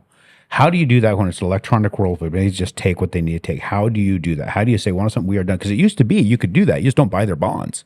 If you don't buy their bonds, they can't enact what they were doing. And then you get a tax. Then a tax was like 3%. And then it was, 3% it was up to, I think, $50,000 a year. But if you made more than, I believe it was $400,000, we'll tax you an extra, go to 7%. But that was not supposed to last. But it's, where are we at now? 30%? It will never stop. Who knows? Really? I mean, it will never stop until we stop. They tax everything. It's not just your income, too. Well, when you think about that, you get your income tax, you get your sales tax, you get your property tax, you get health tax, everything. You start stacking it all up. This country. If you're in California, you just get the air tax just for breathing. Right. You get tax. Yeah. I think the dollar has to change hands maybe 5 times because it's vaporized to taxes. That's not inflation. Insane. That's not the inflation eroding the dollar. If your money's sitting in your bank account right now, you're losing at least 0.6% of its value every single month that it sits there. Yeah. That's another tax. Through inflation, right? That's through inflation, just through the value of the dollar declining, the buying power declining. If a person doesn't believe that, when was the first time I walked into a Taco Bell was 1994. That's 30 years ago. It was in Moses Lake, Washington. I can get 2 bean burritos, 2 crunchy tacos, and a drink for $1.99. Yeah. What is it now for that? It's like $16. Yeah. That's insane. Remember that what was it, $59, $79, $99? Remember that commercial? Yeah. Yep. What can you buy for 59 cents even at Taco Bell? Nothing. Just throw that money in the trash. You can't. Yeah, you have to save it for 4 days to buy a taco. Yeah. I take my daughter to Starbucks, and her drink's $7 now. I get a cold brew, just coffee that's cold. It's $5.50 for a coffee with nothing in it. Yeah. And all it did was just sit there and just soak overnight. Yeah, I know. That's it. That's all they had to do was just soak it overnight. Have you tried QT's Nitro little cold brew bar? No, is it good? Change your life. Is it going to change? Okay, well, maybe I'll go. That's where it is. Is there a drive-through? Not yet. Well, I'll tell you, cold brew, man. It's hard to get cold brew right, and Starbucks has the best cold brew that I've found. So I'll go. I haven't had QT, but I've had a lot of different cold brews. But Starbucks, it's hard to get right, but they've got it right. So I'm still paying $5 for a cold brew. And they're charging you for it. And they used to say it's because of the experience. Well, in the drive-through, it's not the experience. It's just we've been conditioned. Well, they're a monster company. They've got to pay all of the overhead in all their corporate offices. And I get it. I'm not complaining about it. It is what it is. I buy it. If they can demand that kind of money, then and I'm going to buy it, then they're rightfully so. It's a voluntary transaction. You try to put a value on something, right? Mm-hmm. Oh man, your house is worth $400,000. No way. Well, it's worth what someone's willing to pay. Yeah. Well, and the thing is, you can choose not to pay for that. You can choose not to buy the house. You can choose not to buy the cold brew. You can live in a tent if you want, but can you not pay taxes? Right. Circles back to that 100%. One question. The one thing we don't get to opt in on. So, well, and a lot of people don't understand too. When you're talking about the price of fuel, when I started driving 89 cents a gallon, I believe. Yeah. And, now it's, oh my God, it's $5. These oil companies. I'm like, yeah, no, don't get me wrong. There's a little bit of that going on where they want to make as much money as they can. But if you really break it down per gallon of gas, the amount of taxes that you pay, like people don't get that QT doesn't make money on gas. They don't. They make a couple cents. No, it's to get your ass to show up so they can sell you the cold brew. Go inside. Exactly. But like, it's at least at $1.50. I want to say it's the taxes are, no, I think taxes are, I've heard, and I don't know this for sure, but over half of what you're paying for at the pump, over half of the amount of what I don't doubt it at all. And it's not just what's happening at the pump to you. It's everything all the way back from the guys who drilled it to pumping out and getting into your vehicle. Every stage had a certain amount of tax involved in that. And it's you talk about the labor taxes. And it's not just the taxes that the employee paid, what the employer paid to have the employee.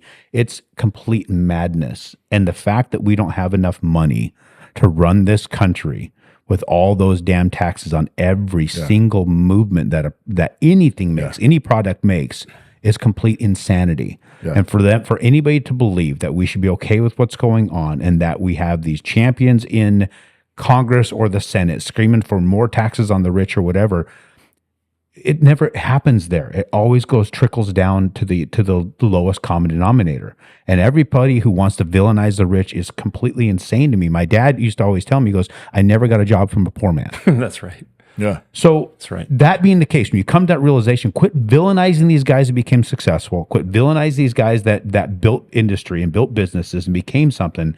Yeah, there can be some stories of some guys and some dirty some bitches. We get that. I mean, we've heard a lot of stories about John Rockefeller and things that he did, or J.P. Morgan and things like that. But it doesn't change the fact that these individuals don't need to be targeted or villainized. They're the ones that are ensuring that we can all turn our lights on, that we can pay our bills. There's a lot of it is I think, and you talked about it in your book where guys are saying, oh, it must be nice. Oh, it must be nice that you get to drive that Mercedes around. You have no idea that you think Steve Jobs was born a billionaire. You have no idea the struggle he went through and, eating top ramen and whatever he went through to get to where Apple became this huge industry. You have no idea what somebody's gone through. Everything he did, and he still died at a very damn young age. Right. A miserable death too. It wasn't like it was. Think about that. And Steve Jobs was not a happy guy. Though I'm sure there's days he just hated what he did, getting up and having to deal with the bullshit that it was to try and get that, and then get kicked out of his company, then come back and build the company back up to where he did, and then he dies when it gets to that point.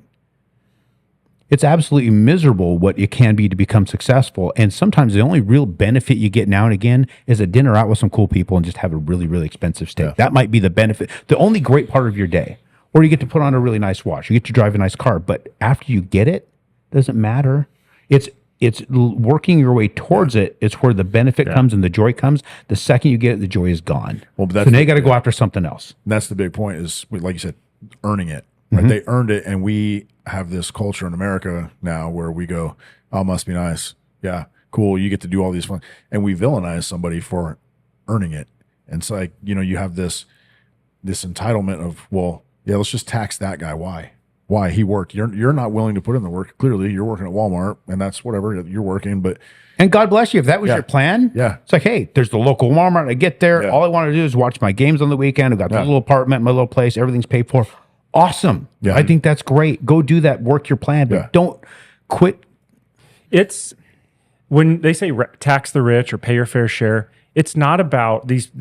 99%, maybe 100% of everybody who says that, it's not about trying to acquire money so the government can redistribute wealth. It's really not. The primary motivation for the people who say that is solely to break down and to bring down success because they are not successful themselves. It's so clear that that's the number one motivation behind tax the rich is that they do not like success. They do, and it's a jealousy thing. I don't know. It's a personal opinion of themselves. Since they have a low opinion of themselves when they look in the mirror every day, they need something to say about somebody else. He must have gotten a leg. He must have done this. He must have that. Because I've heard that people. So the whole must be nice thing, or we've got to have this equity where we all need to land at the same pace because we all didn't get to start where you did. I'm like, some bitch.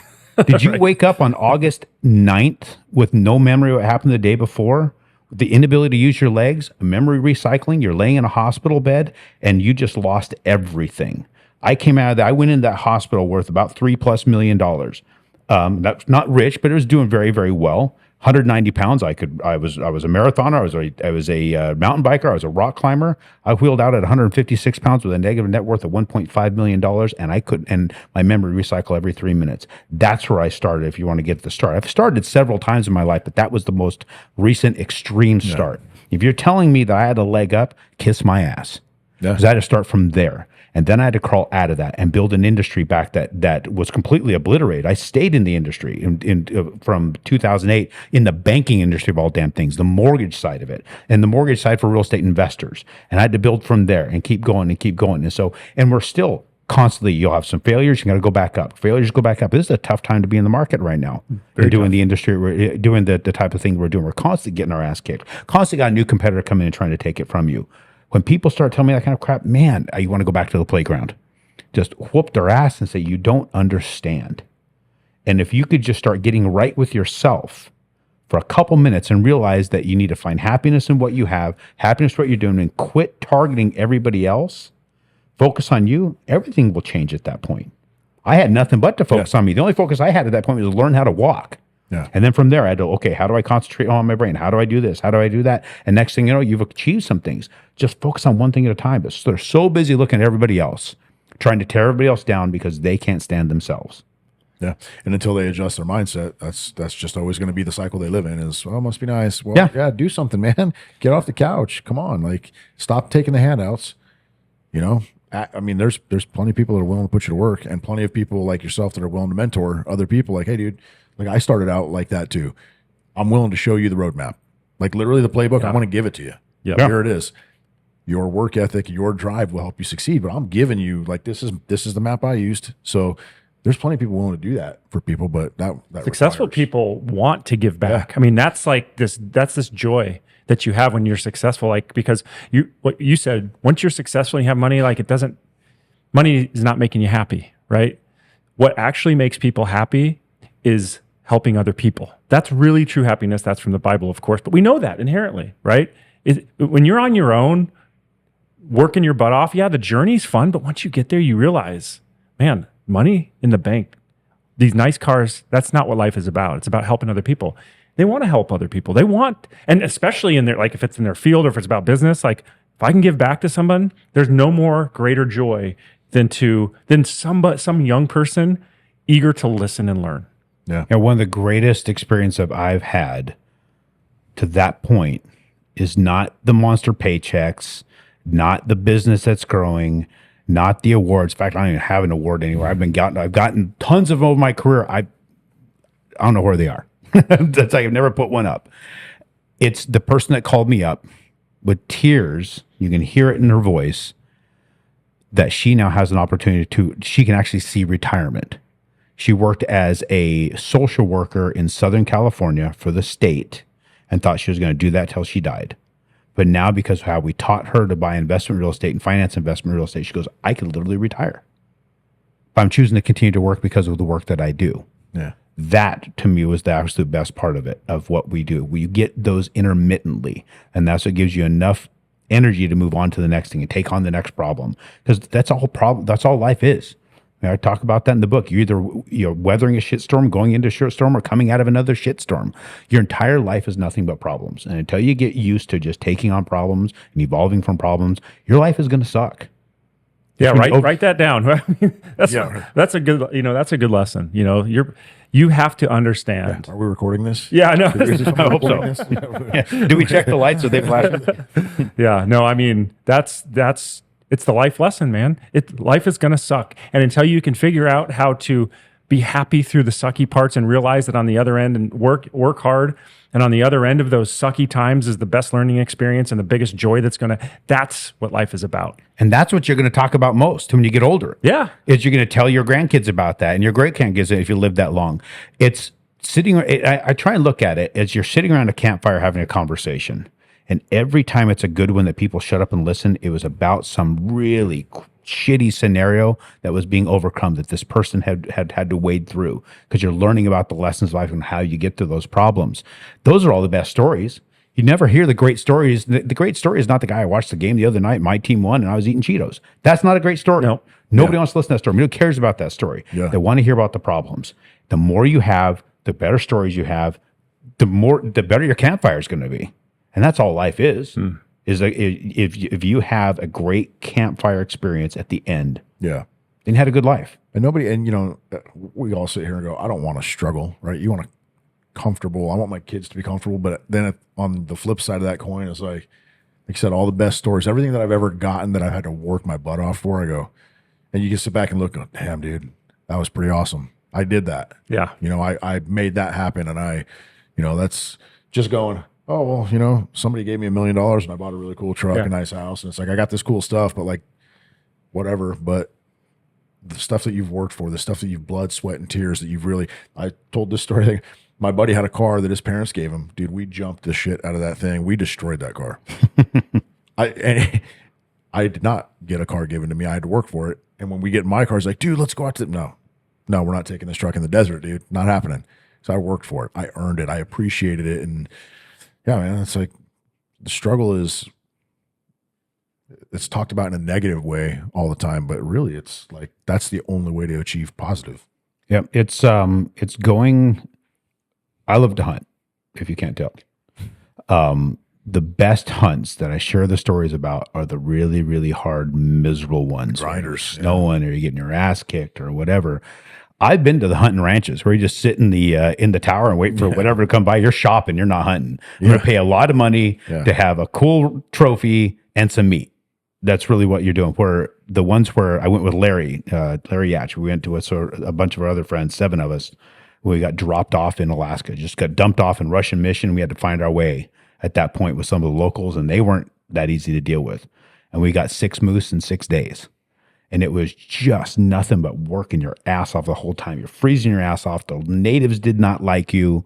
You were dealing with them. You're dealing with the environment. It was amazing. And it was some of the greatest stories that we have to tell about hunting. Went to New Zealand hunting for a tar, just straight up mountains out there. Awesome. Not that I'm ever going to go back because it was a miserable flight. But the ones where I went to the hunting ranches, there's no story to tell. Yeah. It's like, we went, I got this at that ranch. There's the mount. That's it. That's all you have. I paid a guy. He dialed my optic for me. That's it. Yeah. But the ones where you were out there working your ass off, we talked for days. We filmed it. We brought cameras to document this whole thing because it's that cool.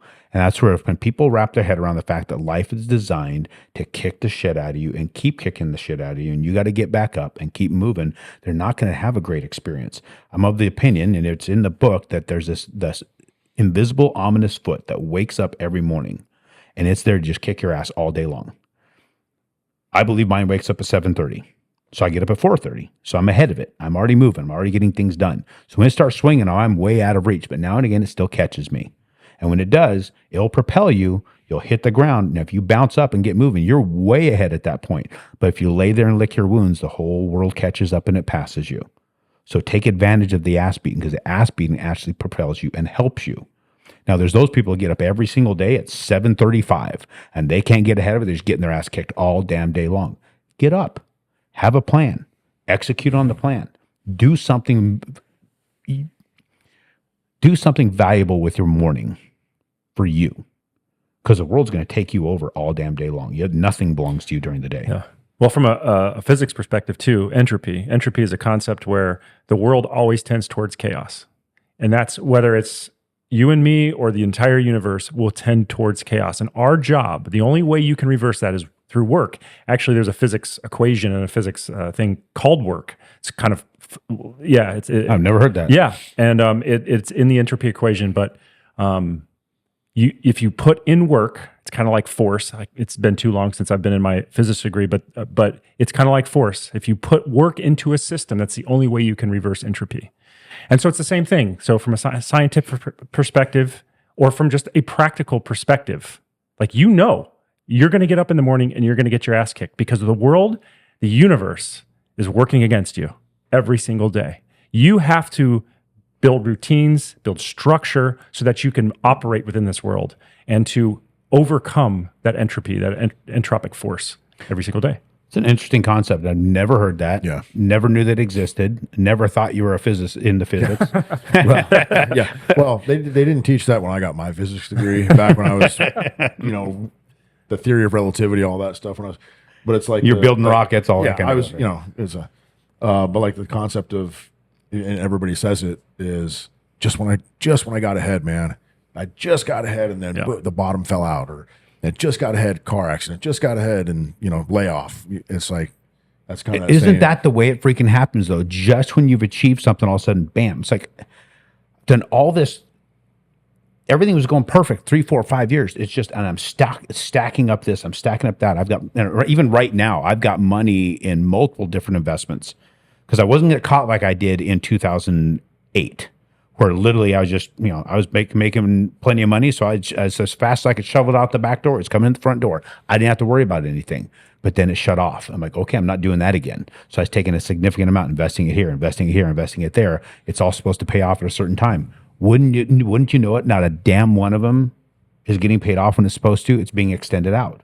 Why? Because stuff just happens. Mm-hmm. So like you said, if you're not actively working on something, everything's just going to happen to you. You go to sleep, the world's still churning. Yeah. All those elements are still moving, but you had zero control over them for the last 8 hours. You wake up and all of a sudden you open up your email or you pick up your phone and look at the text and it's a complete shitstorm. Everything just erupted. So you can't change that. You're not going to influence that for that first few hours of your day. Ignore all those things. Take those 3-4 hours and then attack it when you've at least checked something off of your list for you. That's where you gotta write, you gotta read, you gotta meditate, whatever it is you want to do. Gotta work out. If I don't work out, everything goes to crap. Yeah. So, and of course, with all the injuries I've had in my life, 50 some odd broken bones, working out is a premium to me because there's so much of my time I wasn't able to because of all the recovery. So find those things you like, find those things you enjoy, take those first 3 hours of the days, give that to yourself, and then attack the chaos. Because it's going to be chaos again in the next 12 hours. Well, I think that physical element of it is so important. And I can speak to this a little bit because my time in the SEAL teams, right? Like they use physical pain to mentally sharpen you. Because it's all a mental game. I don't care. It's all mental. Your brain controls your body, period. Other than that, you're just a bunch of meat, skin, and bones, right? Mm-hmm. Your brain, it's all about your brain. How much can you handle? How much can your brain take? And whether it's in military or in business, you have to challenge yourself on a regular basis physically, whether you're going to the gym and working out, running, doing marathons, whatever. That is a honing of the mind in its own way. Not only is it just good for us, just physiologically, but it's good mentally. Like when you get in the cold plunge, it's not just about what the cold plunge does for your body. It's about what it does for your mind, right? Like, man, that's cold. Can I stay in for 3 minutes? Can I stay in for 5 minutes at 35 degrees? And it's these little accomplishments. These like, man, I did that. Like, I did that, man. I just ran a half marathon. Dude, that's a huge accomplishment. And those little wins, psychological wins, are so important. And that's why I think physical fitness and physical exercise is really important outside of just what it does for your body, but what it does for your mind. It is 1,000% how you feel. You get a workout in, you've accomplished that, and just the way you feel when you walk out of the gym, wow, it's unbelievable. Then you don't get one in, you're like, oh man, I feel lazy. You start getting all these thoughts, but yeah, you get that workout in physically, great, but it's more mental. You feel 1,000 times better walking out than you do walking in. Yeah. There's that. And so, but it's repetitive memory. It's like, okay, the walk-in sucks, I know, but I can't wait to feel what it feels like coming back out. And then you get that going, you get those endorphins going, and it becomes a routine. Nothing's worse. Let me just tell anybody who is debating on starting it, there's nothing worse than having it, losing it, and not being able to do it. Take advantage if you can. Just go freaking do it. Yeah. Have a positive mindset. I remember when I was younger, training to go into the military, I remember just thinking there's a lot of painful days. And when you're young, you don't know how to deal with some of these things. But I remember my grandmother at the time she couldn't walk very well. And I just remember, just take something little like that. My grandmother can't walk right now. I am blessed enough right now to be able to run. Enjoy this. Like, do it. Because there are people out there who cannot do it. Yes, it hurts, but that's great. So I don't know. I feel like it's all about mindset. You have to put yourself in the right mindset to be able to overcome some of those things. I don't know if that's something that it's obviously something you learn, but I don't know if that's something that's also inherited. Maybe it's something that you pick up when you're young. I don't know. I think a person develops it over a period of time because, and you have to develop it, I think, through experience. And sometimes people don't get the experiences that they need to develop it. Some of these things are blocked. But I think a person, if you really want to develop it, you got to force yourself to go into some of these things and really, really push yourself into it. I had to develop into a person who looks at anything that happens, say, oh, there's worse things. I find myself saying it all the time now. It's just my reaction to everything. There's worse things. Because there is. I've seen worse things. You've seen worse things. We've experienced worse things. And by the grace of God, I'm not experiencing that today. Right. And when you start getting to that point that you have experienced worse things and you're not experiencing that right now, and you don't want to experience anything worse than that, but you do at least embrace what you're getting, man, life gets actually pretty dang good. Yeah. When you can look at something, oh, there's something worse. There's worse things. I can deal with that. But I literally on the way here stopped at Starbucks, talked about the cold brew, I got my nitro, and I'm waiting. And there's one car in front of me, 9 cars. I get up there, she's there at the window, and I'm waiting 9 minutes for this person at the window. And I could tell the drink came out, but she didn't take it. It went back, and there's whatever back and forth. The window is closed. She's still sitting there screaming. Finally pulls off. I pulled up to get mine. I said, was that person a little angry? She goes, yeah. She goes, you didn't want the drink. We didn't make it right. I'm like, what's wrong with it? She goes, I don't know. And it was some sort of cookie crumble freaking frappuccino of some sort without whip. I'm like, how could you tell it's wrong? And this person's day went to hell, burned up 9 minutes of my life sitting there over the drink. I guarantee she's still pissed about the drink. Oh, she's telling all her friends. Oh, it's on Instagram. Right now, it's on Instagram. Yeah. These idiots messed up my drink. God. They just gave me the drink. Yeah. So I got the free drink out of the deal, plus mine, which that cookie crumble thing was crap. So I took one sip like I could. Yeah, this is wrong. Sugary, nasty thing. But think about that. If she would have said, oh, there's worse things, I'll take it. Thank you. Yeah. Should have been past it by now. Yeah. Or, but you can stand. I've had to learn this too, because I remember growing up, my dad was not good with that. He would just yell at people, and we'd be at restaurants and he'd just yell at people, and they'd get his order wrong. And it was embarrassing. My tendency was after that just to not say anything, because I didn't want to be like that. But then what you realize is, hey, you can get what you want in life, but you be kind. You can be kind and be honest. And I love when I say that, it reminds me of the one thing that I always try to remember that Jesus says: tell the truth, but tell it with grace. That's probably the most important thing that I've taken from my walk with God.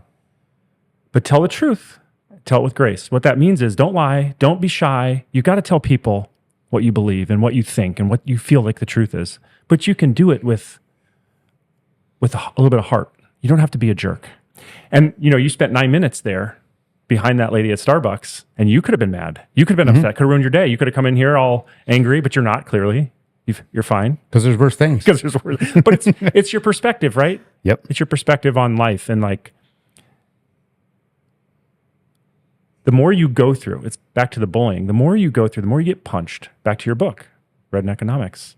The more you get punched, the more you realize that there are a lot worse things. Like, okay, I got punched. It's okay. Actually, I got punched a lot, and I'm okay. And someone on the other side of the world is in a prison cell somewhere unjustly, in a gulag somewhere, a slave labor. I just got punched. Not a big deal. I just waited for 9 minutes behind this person. Not a big deal. I'm not going to let it ruin my day. Yeah, yelling at a barista with a coexist sticker on her. On her car. Well, I will say about Starbucks, there's one by my house, and there's a guy who works there. Every once in a while I see him, and he's got a veteran patch. I've never seen that before, but it's on his little Starbucks apron, and it says something like, I'm a veteran, and I've never seen that. And I'm like, there's been some things at Starbucks that I disagree, but there's been some things that I have agreed upon over time. And I do think Starbucks just tries to be open to everyone. And sometimes the people that they're open to, from our perspective, are ridiculous. But you know what? And there's been a lot of controversy with Starbucks over the years. But I think they do try to just accept everyone. And I do appreciate that about them, because seeing that guy with his little veteran sticker on and proud to wear it with his Starbucks apron, I'm like, maybe they are living up to what they've tried to say. They're a very liberal company. That's okay. But, because you go up there and you see all these people with the rainbow patches and stuff like that. But, letting a guy wearing a veteran patch is is also cool. Thank you, Starbucks, for that, I guess. Yeah, and when you start realizing they're just people, no matter where you travel in the world, they're just people. I started to find the further I travel, the more I'm just finding it's just people want the same things I want. They want to be able to get up. They want to have their day. They want to be able to eat their meal. They want to be able to have the water turn on predictably, the lights turn on. They want the same things we do. We're not that different. And then you have an environment where we're going to war with other countries over beliefs or whatever. And it's amazing how beliefs can be one of the biggest dividers of people, where a lot of it is belief and not fact. We don't have all the facts. We do operate a lot of our lives on belief and a lot of what we think might be, but not what we know might be. And then we want to go to war over that. And then you start talking about the people that you interact with. Like I deal with, since I fly a lot, I'm dealing with the TSA. It's easy to get frustrated with TSA. It's easy to get very, very frustrated. Has a high, well-oiled, high-level government operation. Exactly. So you've got those guys you deal with it. And I travel with a firearm all the time. Constantly traveling the farm. So you got to deal with that in different airports and how they react to you. And one time I'm walking over to get inspected and there's a TSA agent, makeup on, pigtails, dude's taller than me. Adam's Probably apples. got me about like 40 pounds. Oh, it was full on. I'm shit like, house. oh, this is going to be interesting. I'm like, oh, great. And in Phoenix, they got to open it up and they got to inspect your stuff. Yeah. I had an expectation. But then when he pulled this out, he's like, dude, I just bought one of these, and comes over and just starts talking with me about the firearm I had. And it was one of the coolest conversations I'd had. I start to learn you can't have an expectation for anybody. You can develop a relationship with anybody. So I also started finding ways that you can put stuff in your bags. I'm always carrying something that's going to be interesting to make sure that it gets, and I carry silver with me, just regular silver, and it's in the bag, and they can't see through it in the x-ray, so you have to pull it out. Inevitably, at least every trip, I get pulled aside, they got to look at it, and I start a conversation. I have a new friend in every place I go, it seems like. And a lot of these TSA agents start to recognize me because I go to the same places a lot. I've got nearly 3 million miles that I can use. I just use them to do international trips, hunting or whatever. But I'm all over the place, and you start to develop friendships just because you decide to have something interesting for them to talk about. And I found myself becoming a people collector over the years. The people you think that you may not be able to develop a relationship with, you can develop one quite easily if you look for the commonality. You have to seek it, they won't. Because their job is just to make sure you're not dragging anything onto a plane you shouldn't. A lot of times they're used to seeing so many people, and so many people are assholes back to them. They need that break in their day. Yeah. So I encourage everybody, do something to develop a relationship with anybody, especially these guys that have to see just the cattle. There's like a cattle shoot, just people coming through. And most people are complete jerks. You break it up just a little bit for that person. You've changed their day. You've changed your own, and you've changed the day for the next 3, 4, 5 people behind you before the next asshole comes through the metal detector. Yeah. It's amazing what you can get out of a person you don't expect. So never have an expectation. Set the expectation. If you set it, you'd be amazed how many people will step up and actually take the bait, but in a way take it and become that relationship that you didn't expect to have that day. I fly all the time up front, first class, one because of my status, because I'm always flying. I get that upgrade all the time, but if I don't get the upgrade, I'll pay for it if I can, if it's not full. Not for the seat, but for the person next to me in the seat. I don't know if you guys have an opportunity to ever chat with somebody you're sitting next to, but you'd be amazed at the quality of the person that you're sitting next to. And I'm not trying to shit on people that fly coach or any of that kind of stuff, but there is a different dynamic when you're sitting up there. Open up your mouth, talk to people. I've got friends all over the place I never would have had I not opened my mouth. Now, I'm one of those type of guys now and again. I want that person to fall asleep so I can watch a movie. But if they're awake and I'm awake, let's talk. And you get some really cool conversations going. Stumble into some really amazing people. You wouldn't have known it had you not opened your mouth. So that's another thing I think that we need to encourage people to do. Talk to others. Get to know them. Develop a relationship, even if it's be quick, because that's all we're here for. I don't think we leave this world but with 2 things, relationships and experience. Yeah. You can't get one without the other half the time. And the difference that you, like you said, the difference that you make in somebody else's life, because, they're used to getting shit on all day. We have some friends we go to Disneyland with all the time. And this guy talks to everybody, all the cast members. He's got these Star Wars challenge coins that he makes, pays for himself. And he just walks up and goes, hey, how are you? Hey, let me give you this. So, hey, let's take a picture. And like a celebrity over there. People go, oh, dude, hey, what's up? Hey, you're here. And they'll just go, hey, thank you, man. I was kind of having a bad day. Thank you for just being nice. And that's all he's doing. That's It's all he's just doing. literally just a little Yeah. bit of a tweak. There's a couple guys there in Terminal 4, a couple TSA guys. They recognize when I come through all the time if they're working. They give me crap because my bag doesn't change. I still have the same stuff in it. It's like, dude, you were here a month ago and you had the exact same crap. I'm like, well, I washed it at least. But just really cool people. We all want to go where we're known. We all want to go where we're liked. We want to go where we're respected. But you have to do all that first. You got to reach out and get to know that person. You got to like that person, respect that person before they'll give you the same. And this guy's going above and beyond. He's making his own coins and giving it to people. Yeah. That's a lesson to be considered. Yeah, he's a great man. People love him, and they're happy to see him, and he just makes everybody's day. And at first, when we go with the family, it's like, oh, got to get to this ride because this line's short. We got to get. And we started going with them, and we'd be walking, and then we'd say, hey, he's back there talking to somebody, and it gets to the point now where you're just like, I don't know, kind of enjoy it a little bit, where you're just like, now it's a relaxed trip. You're seeing he's making a difference, and then my wife starts doing it, talking to people. I'm like, Contagious. yeah, exactly. And it's not, and we enjoy that now. It's like we went one time, we went on 3 rides. We were there 3 days, went on 3 rides the entire time. We were talking to people, hanging out. Like it was actually a really good trip. And All of it's contagious. Being an asshole is contagious. Being cool is contagious. Developing relationships, it's all contagious. Somebody's got to start it though. Somebody's got to do the very first step. And once it does, it continues to domino out. And maybe the next contagious is not paying your taxes. Let's see if this gets flagged. I talk a big game. Yeah, I know, right? Yeah, that's the thing though. Is like everything we need to do, somebody needs to start it. I don't know what it is, but we all need to start it somewhere. Yeah. So let me ask this question. When did you start this? I knew that I had focused so much internally on the business, and I needed to go experience people outside of the business. It's all about people. It's all about relationships. It's really, when it comes down to it, I wanted to build relationships with people I couldn't build them before.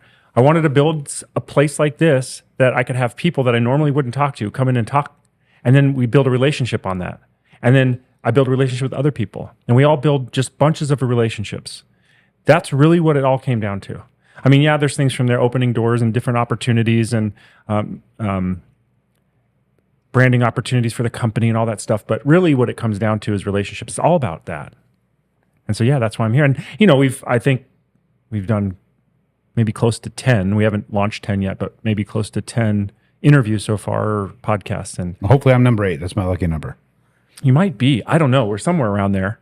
But just talking to people is awesome, and you get into a situation where you're in front of people. Like right now with social media, I mean, people get angry at each other online and they can't see each other face to face. And, being face to face with people, you have no choice but to I guess you have a choice, but you're much more respectful to people's opinions. And you take them seriously, and you look in their eyes, and you realize they're a human. None of that happens when you're on social media and when you're firing away in the comment section. And so, like, this human experience that we've all known, us Gen Xers when we grew up, now is turning online, and I think we're fighting to reverse that in some way. So, how can we keep relationships one-on-one and personal? And then also, how do we grow our brand or our influence or whatever? I mean, I like having conversations, and I like talking to people, and I want to talk to interesting people. It's really what it's all about. And I get that. Hence why I commented on the TSA and the flights, because that's a big part of my life is the travel piece. Not that I really enjoy it. I prefer not to have to do it. But if you're going to have to do it, enjoy it. Find something about it that you like. So it's kind of cool that you're deciding to reach out people that I expect, just with the people I've heard on this podcast so far, that to give you some pretty cool growth as a result of it. Yeah. I hope, you never know how things are going to go. We're definitely talking to some interesting people. It takes time for people to trust you. Trust that the people you have on your podcast are consistently good and that they're going to have value. When you do a 2.5 hour podcast, people have to be invested. So we have to continue to have good conversations with people and valuable conversations. And so people, when they come and they watch, they get value out of it. And that's what what we need to keep striving to do. But I do want to mention something too. Another practical thing from you is you take silver. I mean, that's the thing that I really heard most of. I mean, that whole lesson you just talked about, which trying to talk to people, being intentional about talking to people. But sometimes you need that catalyst, like your friend's coins, the silver you take. Having forethought, and it being that's a practical lesson for people to take. Like, have some forethought. Think about what you can do to have an honest conversation with somebody that you don't know, not be weird, because that's what everybody. Probably the biggest fear for people is that it's going to be a weird conversation with somebody they've never met. Well, sometimes you just got to get over that, do it, but have something that kind of dictate how the conversation starts. Mm-hmm. Right? Yeah, that's where the silver comes from. These days, you ever just walk up on somebody? They're like, "What the?" Yeah, exactly. And you're doing something nice. You're not like when you walk up on somebody and you start talking to them, they're like, "Oh, what's this guy's motivation or whatever?" But like when you're extending the olive branch to someone right away, you're like, "Hey, I come in peace. I just want to talk," and that takes the guard down. And so there's tons of value in that. Tons of value. Yeah, and for those who are trying to figure out how do I talk to someone on the plane, I'm always just open up the conversation. Are you headed out or coming home? And then, I'm headed out. So where are you headed out to? And then it just starts dominoing into the conversation. If they're coming home, well, where did you just come from? And then you can get into the conversation what their experience was, because people want to share the experience. I was on a flight going to D.C. It was when I actually went to go speak with members of Congress and the Senate back in 2019. And I sat down, I got bulkhead. I don't like bulkhead. It's row one. I'm sitting there. I kind of recognized the guy I was sitting next to. So we're starting to take off. And it's like, hey, so you heading out or coming back? I was, I'm going back. Didn't say anything else. Okay. So what's the most interesting conversation you've had on the plane? He goes, I usually don't have conversations on the plane. I usually just kind of like to just decompress and read. I can't remember. Asked him one more question. He goes, "Oh, I guess we're talking." He folds up his newspaper and puts it away. He goes, "So what are you doing?" So we start talking, and he goes, and I mentioned I'm going to DC. And he goes, "So how many times have you been to DC?" It's first time. And then he was interested. This is your first time? Oh, the cherry blossoms are out, and he started going on and on and on and on. And we went through the whole thing: where I should go, what I should do, take a picture here, send me a picture over here, and doing this and doing this and doing this. It turns out to be this guy named Alex, who was in charge of all the journalist for the Business Journal. That's why I'd seen his picture in the Business Journal several times, because he's a journalist and he's in charge of all the journalists. At the end of that whole conversation, we talked the entire way from Phoenix to DC. I get to DC, we're exiting the plane, we're going to the baggage claim, we're laughing, where he shakes my hand and goes, "Hey, by the way, I never answered your question." I said, "What's that?" He goes, "About the most interesting conversation I've had on a plane." He goes, "Yeah." He goes, "You're the most interesting person I've ever talked to." And it took me back. Like, Alex Orfinger is telling me that. And all because I persisted in a conversation. So again, even when a person doesn't want to talk, right, you've got to make sure it's something that's worth talking to about them. He didn't become interested in me till he had something that was interesting to him to converse with me about and share. Next thing you know, I'm trading pictures of me in front of the Lincoln Memorial and stuff like that. And he's laughing back and forth. And now I have a friend. Now, I haven't talked to the guy in a very, very long time. But it's possible if you're just a little bit persistent and you show genuine interest in them. That's how you start it all off, is show interest in the other individual. Those TSA guys, they're so bored looking at the same dang thing when they see a lump of silver, and they're like, we can't tell what is. They got to get it out. It's like, oh, it's just silver. And what I do is I put it in a Vickers sling bag. Because first they pull it out, and here's a sling with a guy with an AR on it. It's like, what is this? And then they're really interested, and then they start digging through it. So it forces the conversation, because they have, what is this? I can't see through it. I open it up. Oh, it's just silver. Well, why this bag? Well, it's a really, really strong bag, right? So it continues to just become, it's intentional. Everything I try and do is intentional. You have to be intentional if you want the outcome that. Yeah. Life is very boring if you're not intentional about it. Yeah. If you just let life happen to you, it's not that exciting, or it's exciting in a bad way, because life is going to kick you. Yeah, it gets back to that physics thing you just referenced. Entropy, right? When you're intentional about it, you can literally there's elements all over the place, bouncing all over the place. So you can literally grab element if you're intentional about what you're looking for and you know what you're trying to get. You can literally grab at that element that's floating around out there and put it to work for you. Otherwise, it's still just something floating around, bouncing around. That's why in the book, I give everybody the secret to what it is you're going to have in life in the very first chapter, because you may not get through the 13. Very first chapter, you just do that. You could literally put element to work for you, because now you know what you're looking for. It's all there in front of you. You just got to know what you're looking for. Unfortunately, we don't know because we have not sat down to think about it. I want a person to think about it. I want them to be intentional about that. I want them to write it down, be focused. Now, I got to do a whole nother write-up. I got to sit down and be focused about the next 10 years or 5 years. That's the tough part of it. You can't just do it once. You have to keep doing it and keep doing it and keep doing it. Keep resetting your intentions because it keeps changing. You achieve some parts of it. You don't achieve all parts of it. So you have to change it and go after the next parts of it. Life can get very, very frustrating if you let it be that. Yeah. Extremely frustrating. So did you think when you started where you were at that you'd be right here with Graybo and you got sitting here in this particular environment? Well, I can say this. When I was young, I had an idea. I knew exactly what I wanted to do. And I had an opportunity to do it when I was about 35. Right about the time I had 3 different paths to choose. Graybo was one of them, and I had 2 other paths. And on one of those paths was my dream since I was a teenager. And I ultimately turned it down. So here I am because of it. And, I'm ultimately very happy with my decision. Extremely happy knowing now what I know about the place that I wanted to go to. So And you never would have got the chance to work with me if right. Imagine how miserable that would be. Yeah, exactly. Yeah. And unknown misery. Exactly. Yeah. That's also a very, very interesting point. What you think you want and what you really want can be such vastly different things. And too often we get caught up. That's can't remember which commandment it is. I think it's number 10, the coveting one. It's not 10. Which one is it? 7? I don't know. I don't know the order. I don't even know most of them, to be honest, off the top of my head. So thou shalt not covet. I speak to that within the book. A lot of times we are of the opinion, or we believe, that's just keeping you from taking from somebody else, taking whatever. But I firmly believe not only that, that's one of the other sins, you can't steal.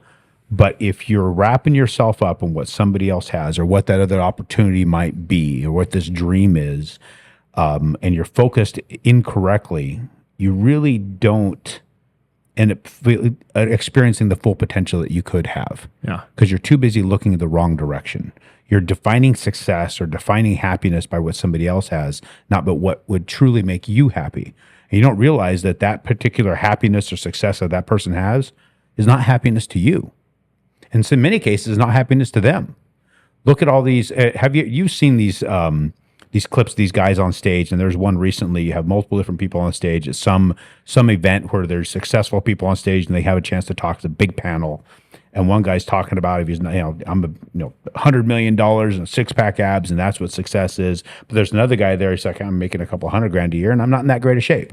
So he's literally talking shit about the other guy because look at you got 4-inch arms and you probably don't make any money. And if you really look at it closely, the guy with the $100 million and the 6-pack abs can't stand himself.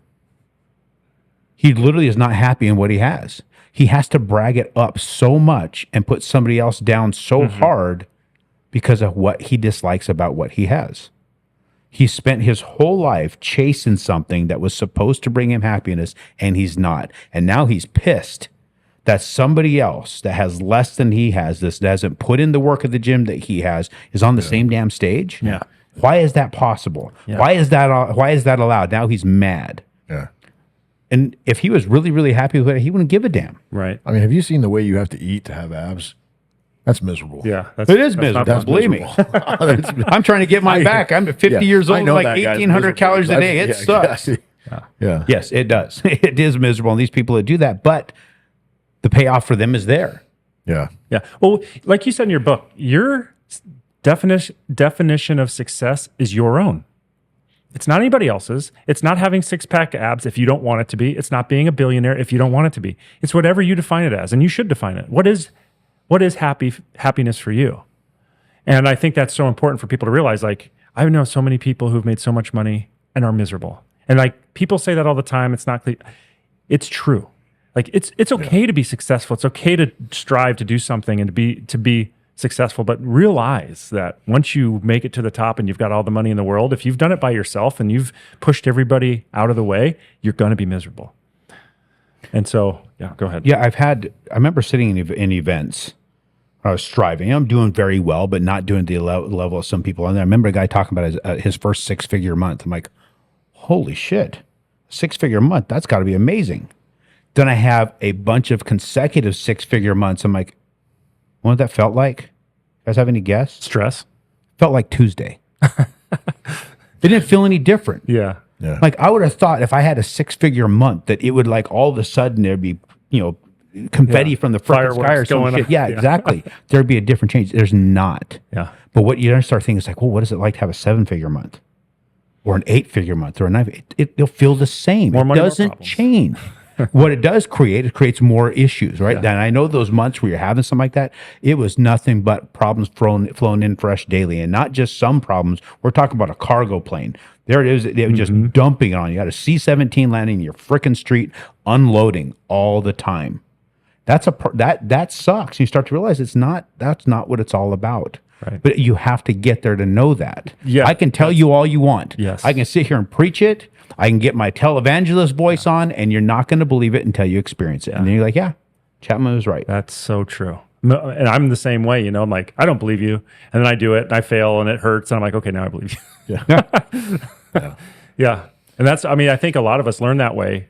I don't want to take your word for it. I want to experience it myself, or I can do it differently.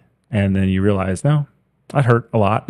Yeah. And I won't do it again. I think every man has gone back to their dad and said, Yes. "You were right. Yep. You were right. You were right." Yep. Yeah, me and my dad get to have some really, really interesting conversations right now about each of us being right. You get into your 40s, just bridged my 50s. My pop's 77, old Vietnam vet. And now and again, we're having the conversation where he's like, hey, you were right. I can say you were right. And we go back and forth about these things. It takes humility, though, for someone to tell him that his son was right. That's a sign of a wise man. Yeah. Someone who can admit when they're wrong and say, you know what, I was wrong here, or you were right here, to someone that's your son, who their whole life he's been telling you what to do and how to raise you and how to be a man. And then because as a father, you want to make sure that your boys are raised to be men. And in that, I think a lot of times you think that you can't make mistakes. But the realization of the fact that no one's perfect and admitting those mistakes is, to me, a sign of real wisdom, getting to that place where you're really happy with yourself. Well, you comes a point where we're all going to achieve that. And I'm just telling you straight, you're going to get that point where you start realizing that. I didn't realize that till I became a grandfather. And I think my pop probably experienced the exact same thing, that you don't know what it is to be a father till you become a grandfather. Because you get to see this being that you love just as much as your kids, but you don't have quite the same perspective you did as a kid, because it's not on you anymore. But who the person that is on, it's on you with them too. So you're still kind of directing over here. But your affection for that child, it's very, very difficult to explain, but it changes you on how you're willing to admit wrong or right or whichever. It doesn't change the fact you still have feeling towards stuff, but my conversation with Pop changed once I started to have kids and he started interacting with my son. He developed a relationship with my son. Now that I have my grandkids, I'm interacting with my daughter and my son-in-law, and son-in-law also, he was part of the old guard. Very, very dialed away guy. And he gets to interact with my pop. I get to see how they do stuff and how my dad is with his great grandkids. It's a really, really cool experience to be able to come back around full circle and have a conversation with your dad in his 70s when you now have got to see all many of the things he got to see. And we worked a lot together back when it was he had the gun shop when I was a kid here in Mesa. Working on, he was a gunsmith for a lot of the stores. And so I was in his shop working with him, working on stuff that I could fix, very, very minimal fixes. He did a lot of custom guns. I was cleaning a lot of the guns for him. So I didn't like him being by himself. And then we end up in a partnership on the cattle ranch, and I end up being out there. And then he ended up back in the mines after the partnership went bad. And I ended up in the mines with him, and we ran heavy equipment together and drove truck. But then I went a different direction. He stayed in the mines until he got to a point where he could retire. But we spent a lot of time chatting, and you come to a realization of some of the things that molded you as a kid. And I brought up Larry before, and Larry and I have had many opportunities to sit and talk. And I don't know if you've had much time with him, but that guy is, he's the type of guy that can negotiate with your subconscious.